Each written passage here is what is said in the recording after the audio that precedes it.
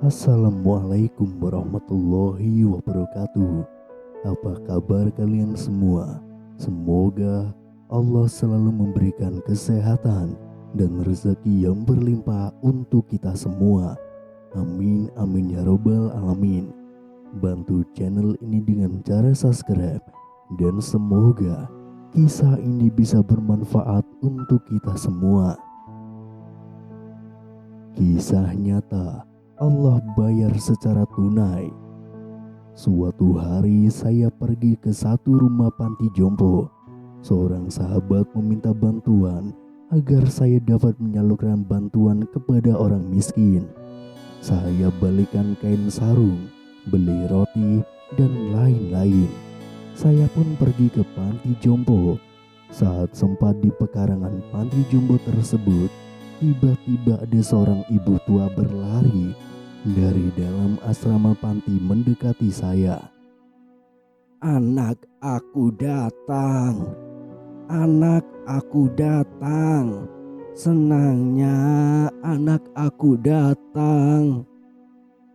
Saya tidak mengenal beliau siapa.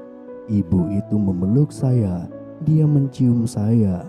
Orang tua itu berkata, "Nak, kenapa tinggalkan ibu di sini, Nak? Ibu mau pulang. Ibu rindu rumah kita." Saya waktu itu hampir tidak bisa berkata-kata. Ya Allah, saya coba mengucapkan kata, "Bu." Saya pegang tangannya, saya lihat mukanya. Dia bilang, "Sampai hati, Nak. Kamu tidak mengaku aku ini ibumu." Bisa saya bayangkan bagaimana perasaan beliau begitu rindu pada anaknya. Saya coba berpura-pura seolah saya anaknya. Saya berkata, "Bu, maafkan saya ya, Bu." Saya pegang tangannya, saya ajak duduk di atas kursi.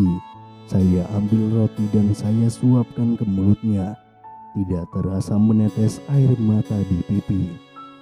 Coba bayangkan hati seorang ibu yang rindu kepada anaknya. Bila kita anaknya mengambilkan sepotong roti, kita suapkan ke mulutnya. Bagaimana perasaan beliau? Bagaimana perasaan kita? Saya coba usap air matanya yang melalai di pipi. Dia pegang tangan saya. Subhanallah, saya bisa merasakan bagaimana perasaan beliau yang begitu rindu pada anaknya. Saat saya hendak pulang, dia pegang kaki saya sambil berkata, "Nak, jangan tinggalkan ibu, Nak. Ibu mau pulang." Akhirnya saya meminta izin dengan pihak pengawas panti di situ. Melihat data beliau, ternyata anaknya ada 5 orang. Orang yang paling besar bergelar Tan Sri, orangnya memang kaya, punya nama besar dan juga hebat. Waktu saya izin pulang, dia pegang baju saya. Dia bilang mau ikut saya pulang. Saya pun mengatakan kalau di mobil ada banyak barang. Ibu itu berkata tidak apa-apa, dia bisa duduk dengan barang-barang itu. Akhirnya saya izin ke pengurus panti untuk membawa pulang ibu itu selama 5 hari saja. Setibanya di rumah, sholat subuh saya jadi imam, dia jadi makmum di belakang. Saya baca doa. Saya lihat air mata beliau jatuh. Selesai doa, saya salami beliau. Saya cium tangannya dan bilang, "Bu, maafkan saya ya, Bu." Waktu itu saya tidak bayangkan kalau ibu saya sudah meninggal. Tapi saya bayangkan ibu ini adalah ibu saya, karena dia rindu pada anak-anaknya.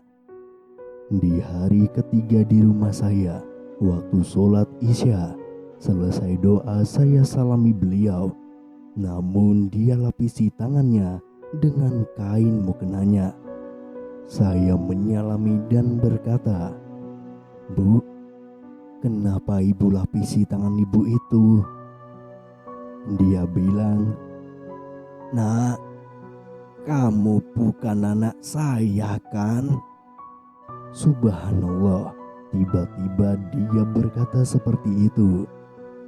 Saya bilang kepada ibu itu, "Ibu jangan seperti itu.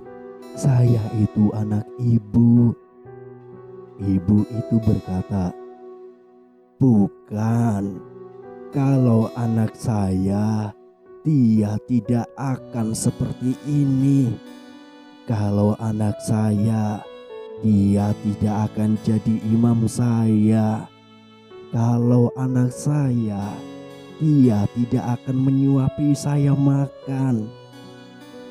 Bayangkan bagaimana perasaan ibu ini. Spontan saya pegang dia, saya peluk dia, saya menangis dan saya bilang, "Bu, walaupun ibu bukan ibu kandung saya, tapi saya sayang sama ibu. Saya sudah anggap ibu sebagai ibu saya sendiri." Saya pegang tangan ibu ini, walaupun bukan ibu saya, tapi saya tahu hatinya sangat rindu dekat dengan anak-anaknya. Waktu itu saya lihat wajahnya, saya bilang, "Bu, walaupun ibu saya telah tiada, tapi ibu boleh menjadi pengganti ibu saya. Bu, duduklah di sini." Saat makan saya menyuapkan nasi ke mulutnya, namun dia memuntahkan makanan itu.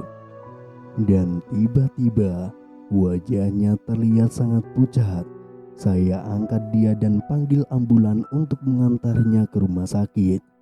Waktu di rumah sakit, saya pegang tangan dia dan dia berkata, "Nak, kalau saya mati, tolong jangan beritahu seorang pun anak saya. Kalau saya sudah mati, tolong jangan beritahu mereka di mana makam saya.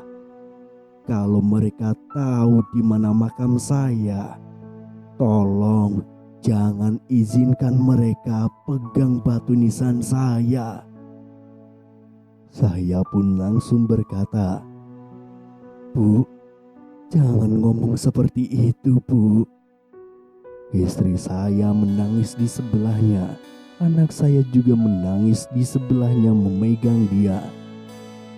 "Bu, jangan ngomong seperti itu, Bu." Dia menggelengkan kepala. Rupanya itulah adalah saat penghujung hayatnya. Akhirnya dia pun meninggal dunia di atas pangkuan saya di rumah sakit itu. Dia meninggal dalam pelukan saya. Saya doakan ibu ini, ruhnya mudah-mudahan bersama orang-orang yang soleh. Bila kita masih mempunyai ibu, tolong taatilah pada ibu kita. Kita jangan durhaka dengan ibu kita. Jangan tinggalkan dia. Saat ibu kita sedang sakit, kita jaga dia. Beberapa hari berlalu, saya pergi berceramah di masjid di daerah perkotaan. Selesai saya ceramah, datang seorang lelaki memeluk saya, menangis di dalam masjid. Orang dalam masjid heran, sebenarnya ada apa yang sedang terjadi. Dan orang itu berkata, "Ustadz, tolong kasih tahu di mana makam ibu saya, Ustadz. Tolong beritahu di mana ibu saya dikubur. Tolong saya, Ustadz. Saya mau bertemu dengan ibu saya. Sayalah orang yang bergelar Tan Sri. Saya sekarang ini sudah bangkrut, Ustadz. Istri saya meninggal karena kecelakaan. Mobil, rumah, dan semuanya disita oleh bank. Sekarang saya tidak punya apa-apa lagi, Ustadz." Akhirnya saya pun mengantarkan orang itu untuk menemui makam ibunya, namun dengan satu syarat bahwa dia tidak boleh memegang batu nisannya. Namun hal yang mengejutkan terjadi. Baru saja sampai di area pemakaman, dia baru saja melangkah masuk, tiba-tiba dia terjatuh dan langsung meninggal dunia di tempat. Wallahu a'lam bishawab.